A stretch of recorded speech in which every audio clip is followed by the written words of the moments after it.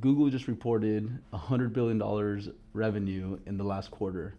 And let me tell you some of the things that I believe are driving that revenue and what that means for your business. So first and foremost, let's start with SEO. So there's been two major changes to the search engine over the past 6 months. In May, they started rolling out what's referred to as AI summaries. These are the questions that show up right after you make a Google search. Now, in the past, you may have seen that you would search something like ceramic coating near me or window tinting near me, etc., and then there would be some ads below that. Now, what's changed is instead of getting those ads or instead of getting even some of the listings like your websites, Google is now providing you with AI summaries that give a recommendation of what businesses are relevant to that query. Along with that, the style that people are searching has changed a lot. That means that instead of people searching ceramic coating near me, PPF near me, they're asking things like, what is the best PPF shop in Fresno? What is the best window tint shop in Houston?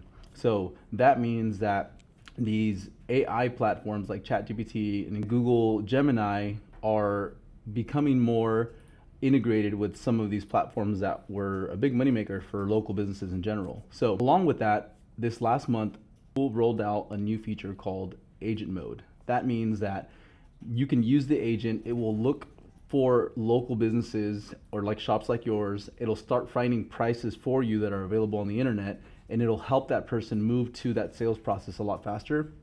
Google's AI is going to be taking over a lot of the research for these people and giving them much more informed answers. So on the SEO side, that means your website needs to be optimized for LLMS. If you don't know what that is, talk to your web dev company. All of the shop positioner websites that we have been building since this update have included the LLMS TXT file. We're going back to the basics in SEO, specifically when it comes down to building citations, building authority, not so much focused on a million keywords on the page, but keeping it simple for these large language management systems to be able to understand and show your listings.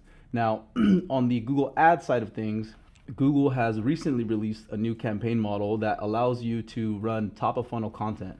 Now, this is known as DemandGen. It's something that we've been testing here at Shop Positioner for a few of our clients, and we've also been testing it for ourselves. And this new campaign type allows you to run your YouTube videos to the local area in a much more aggressive way and in different stages. So you can drive website traffic, leads, phone calls, even just awareness.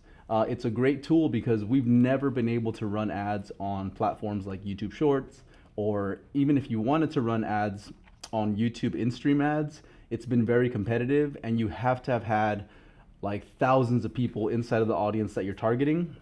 Now, what I mean by that is, let's say you wanted to set up an ad to retarget people that have visited your website and have them see the ad on YouTube. In the past, that was very difficult because most of the time the ads won't show.